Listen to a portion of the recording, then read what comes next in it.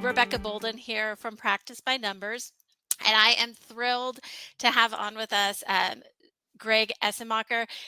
We just released, hey Greg, we just released our Q2 benchmarking report, and we thought who better than an expert consultant to come on board and really give his insights as to what he found useful out of the report and how you could potentially use the report better in conjunction with G&A consulting. So welcome, Greg. Greg, do you want to give a little intro about yourself? Sure. Thanks so much, Rebecca. So, Greg Essenmacher, founder and CEO of G&A Consult. Thanks so much for having me on, and excited to talk about your benchmark report. I digested it, and there's really one KPI that I really love. Not that they aren't all great, but there's one that speaks to me and our team over at G&A Consult that we really love, and I can't wait to dive into it and talk about it. Fantastic. Well, just to give a little context, Practice by Numbers releases this quarterly benchmarking report. And really, it's just to give you a better understanding of how your practice falls within the industry. There's some things that you might be doing really well. There's some things that you might need some improvement on. But how do you know what good looks like? And so as you digest this report, go through the 7 KPIs that we've highlighted, really figure out where you lie within the percentages. And let's say, 5 of those KPIs, you're right at 50%. One of those KPIs you're exceeding, you're in the top 10%. And maybe one of those KPIs you're in the lower 25%. Focus on what you can improve. If it's that one that's in the 25%, or maybe it's that one that's in the 75%, really dig in to better understand how you can get it higher and maybe where you can move the needle with all of your KPIs. But it's not meant to make you feel like you're less than in any capacity. It's really just to help you understand where you're at, because if you measure what's going on within your office, you can track it and you can learn to improve on it or get the help that you need to be able to make that movement for higher production. Well, I'm gonna butt in here, Rebecca, and Go we for it. love to say what you don't track, you can't attack. And that's really what Love it's it. about. It's about the awareness. And one of the KPIs, it's great to have all of them. And metrics in and of themselves and data in and of themselves, if they're not really speaking to you and inspire action, then it's really just a bunch of numbers on a piece of paper.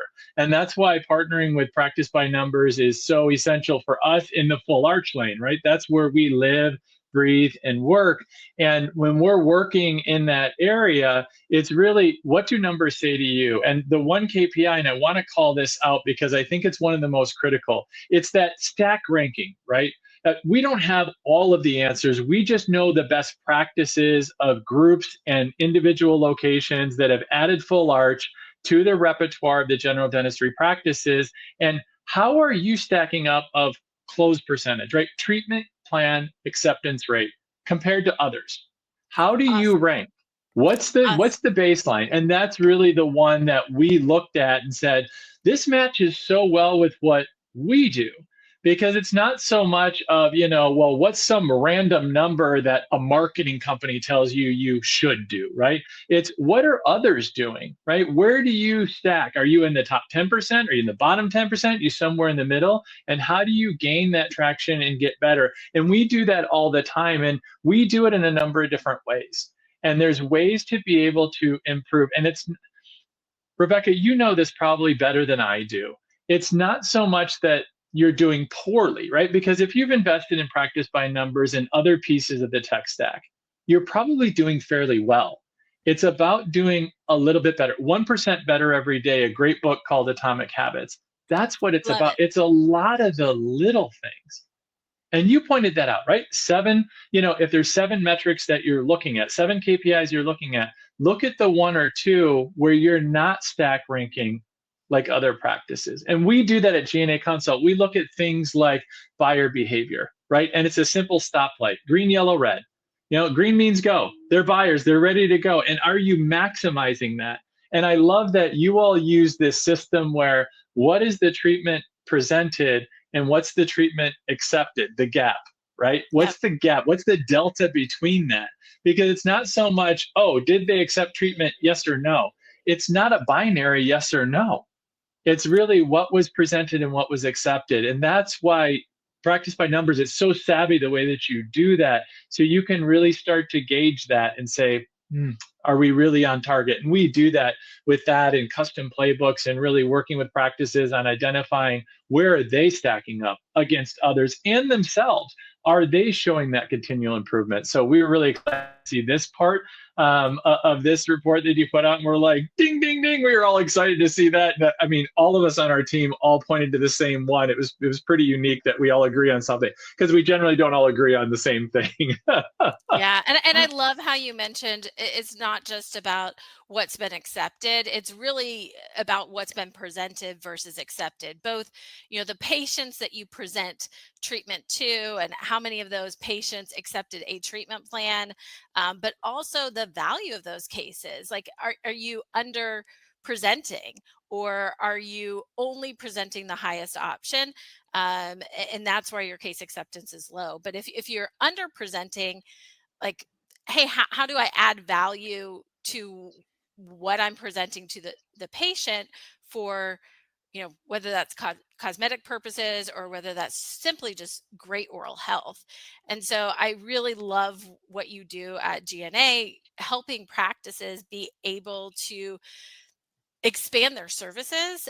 And once they've expanded those services clinically, how are you able to then reach out to your patients, be able to properly present treatment in a way that makes sense, that storytelling piece of it?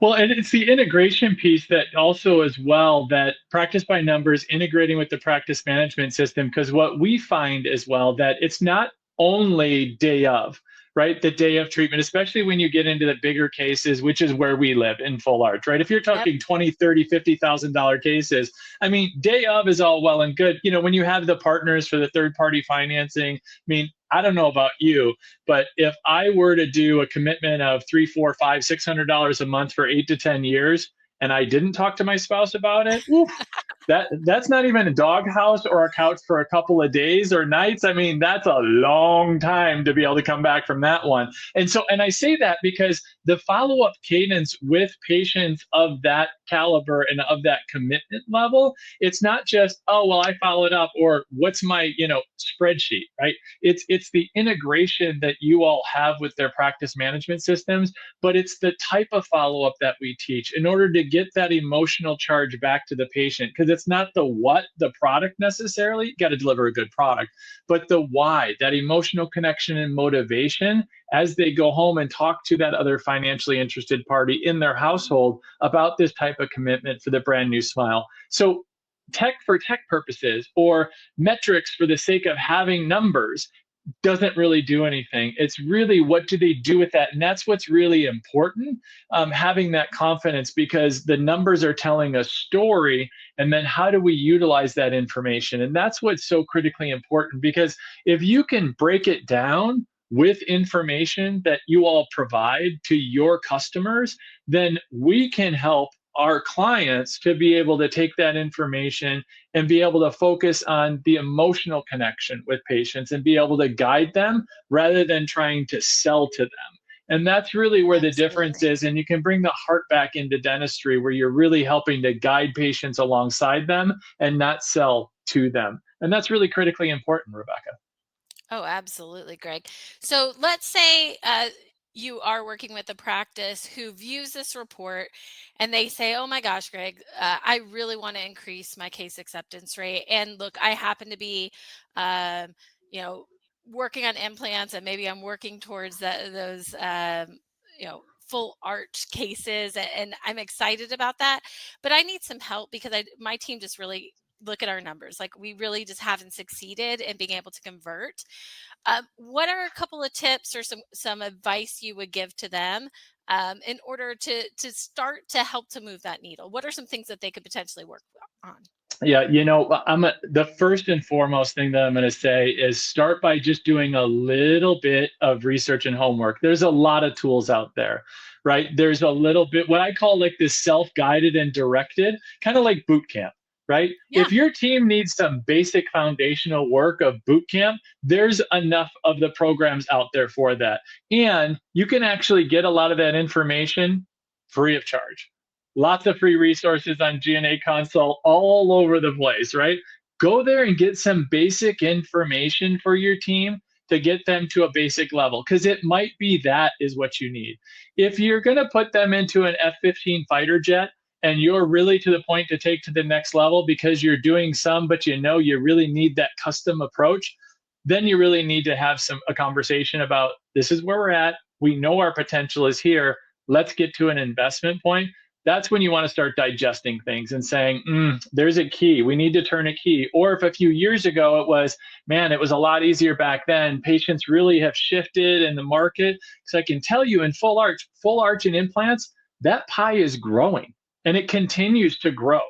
The question is, are you going to get a piece of it? So it's really a little bit of self-analysis first, Rebecca. It's not me sitting here saying, yeah, give us a call. We'll take you on as a client, because you have to Yep. know, where are you on your client journey? Where are you on your implant growth journey? Where are you on your full arch journey potentially? Because, to start when you're not ready or where your team's ready, certainly we can have a call and conversation about that, whether you see me speaking somewhere or whatnot. But just doing a little bit of research on our website, and looking at the landscape, it's a good spot to start, because being ready and being ready to collaborate for your own success is a great place to start. That's what we really love when clients come, at least with a little bit of understanding of where they're at as a team. Because it's one of the first questions I ask. Tell me a little bit about your team. And for those that are like, well, what do you mean? Tell me about my team. That's really the first question to answer. And I think that's important. Yeah. It takes not just the doctor or that treatment coordinator. It takes the whole team to really invest in the mission of the practice and to help increase those KPIs, to help really go after the particular goals that the team has, right? 1% every day, as you said earlier, but it does take commitment from everyone. So I'm so happy that you brought that up, because it is important. It's not just a doctor saying, "Hey, this is what I want to do." Um, you can implement something that doesn't get followed up, or that doesn't have the heart of everyone there in the office behind that mission, and it's not going to succeed. So I absolutely love that. Um, well, Greg, I absolutely love talking with you today. I really am so happy that you guys are a partner of Practice by Numbers and that we can collaborate on things like this.